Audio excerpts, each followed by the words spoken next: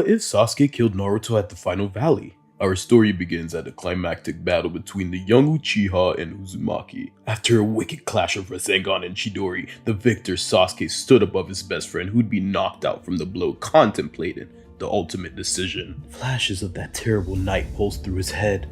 The night his parents were cut down before him. The night his life was changed forever. The night he vowed to kill the one responsible, Itachi Uchiha. Tears running from his eyes as he gripped a kunai slit in the throat of his other half, ending Naruto in his dreams to become Hokage.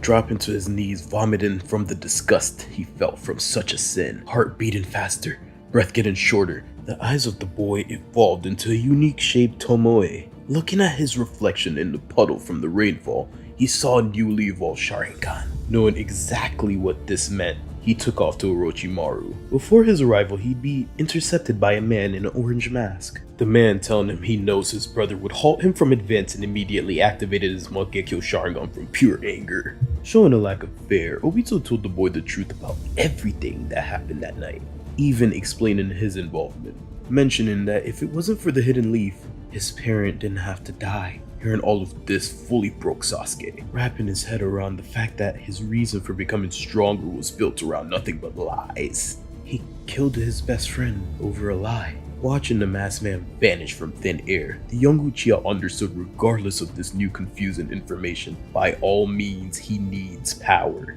Following the 3-year time skip, Sasuke killed his new mentor in the moment he realized he taught him everything, not even waiting for him to be bedridden. Surprisingly, also killing Kabuto. Sasuke would be numb to not having much feelings after taking out Naruto, so sparing the nerdy man would not have been an option. He hid his Mangekyo from the Snake Fiend, secretly training, realizing the limitations to this power. Every once in a while, Obito would have appeared out of nowhere to help him master these new eyes. In fact, though Sasuke didn't fully trust Obito, he was the only person in this world he trusted the most currently, the only person that did not lie to him, to not treat him like a foolish child, and the only person's eyes that also can walk within the darkness. In this timeline, he'd be way more cautious using his eyes, not wanting the light to fade too quickly.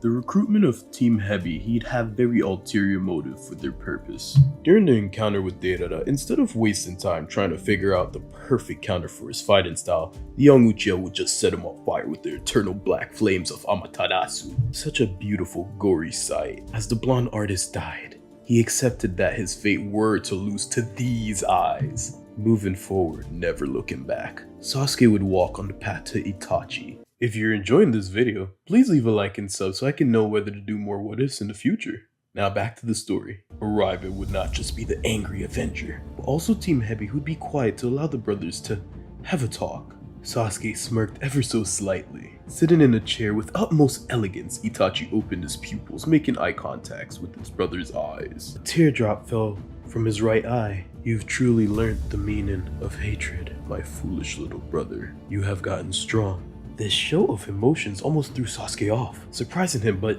he quickly regained his composure. The younger Uchiha began explaining that he killed his best friend to acquire these eyes, in the process becoming almost completely numb to the world. But the anger burning in his heart that was committed to revenge kept him going. I know the truth, Itachi. Madara told me. The usually unreadable older brother is now visually alarmed. Not just alarmed, angry, which brought a divine pleasure to the younger brother's heart. Showing the true darkness within his soul, Sasuke Uchiha set Kirin, Suigetsu, and Jugo on fire with Amaterasu. The bellows from his teammates echoed throughout the loud, spacious room. He has fallen so low. You created this, Itachi! Immediately, the brothers started clashing in the legendary fierce battle that would decide the path of the shinobi future. Sasuke needed to be stopped. The sons of Fugaku fought brilliantly with the burning corpse illuminating the room, fire dragons roaring, and the spinning shurikens lit up the entire room as if it was fireworks. Uchiha versus Uchiha, what a glorious match-off. The constant Mangekyo Genjutsu mind games would have driven any normal ninja insane. The swapping of taijutsu connected them, giving mutual understanding between the brothers. Seeing flashes inside each other's heads that were filled with regret. The young Avenger saw that his brother only cared to protect him above everything else. With each passing second, Sasuke's resolve would weaken. He would even feel at this high level of battle, Itachi was holding back, trying not to kill him. Moving around the room, they look like a blur from their swift movements. Amaterasu clashing on Amaterasu. The beautiful black flames made it hard to breathe in the room, making the brothers take the battle to the rooftop of the hideout. From this momentary pause, Itachi took the time to apologize. Apologize for him lying and being a catalyst to his dark path. Apologizing for his decision to side with the Hidden Leaf instead of the Uchiha, and apologize for taking the lives of their parents. In the end of it all, he always questioned if it was fully worth the sacrifice just to save the Hidden Leaf. These words are words he never imagined he wanted to hear. Words that comforted his damaged heart. Words that make him feel a cluster of confusion emotions on how to move forward. Half of his life driven by revenge, the other half driven for the truth. In this moment, Sasuke felt truly lost. Just a corpse, looking for a purpose in life. Itachi dropped his kunai, refusing to continue the fight, explaining that he didn't have much time left because he has an illness that's been taking effect for some years, and he's almost completely blind. As much as Sasuke wanted to lash out at his brother for everything that had took place, for all those sleepless nights due to trauma, he didn't choose forgiveness. He chose to move forward, for that's all he knew. He chose to eliminate the only one lurking in darkness other than him. The only thing stopping him from carving out a new ninja world dictated by himself, forcing the nations to finally unify against him. The one behind the mask, Madara Uchiha. Our scene skips to the Hidden Rain village. The brothers use methods of genjutsu to infiltrate without being caught, moving quietly in the nighttime. From all the years of being in the Akatsuki, Itachi created a plan with his acquired knowledge on how to assassinate all paths of Pain and eventually Nagato, figuring that it's better to kill Pain and transplant his eyes to Sasuke in order for him to defeat Madara. From the gathered intel on the location of the Rain village, would cause the Renegon user to refrain from using planetary devastation, for he loved his village dearly, and Itachi knew that. Itachi also knew that after this battle he for sure would succumb to his illness, so he told his brother exactly how to evolve into the Eternal Mangekyo after their success. But what the sons of Fugaku didn't expect was Obito standing with the Pats, patiently waiting in a room they just entered for their arrival. Regardless of everything not going according to plan, they had no choice but to fight.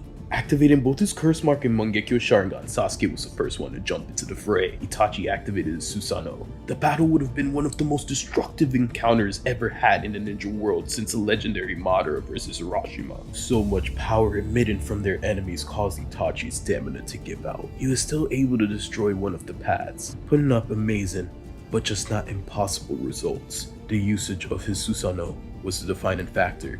It was too much. If he could fight for an eternity to see his brother live, he would. However, this was not reality. Falling to his knees, making the final eye contact with his younger brother, Itachi Uchiha passed on to the afterlife. This was his only motivation to live since the massacre. Losing all composure, he manifested a dark purple Susanoo and began to go on a rampage, managing to kill 3 paths of Pain, destroying multiple buildings around the village. His rage, his anger, was like a wild hurt animal, engulfing the surroundings with the disgusting amount of black flames. The battlefield looked like hell itself. Sasuke was unleashed. The boost from the Curse Mark increased his power so drastically, both Pain and the Masked Man were left on the defensive. However, being so enraged, the young Avenger forgot about the drawbacks of the Mangekyo, resulting him to go blind mid-battlefield. The light had fully faded.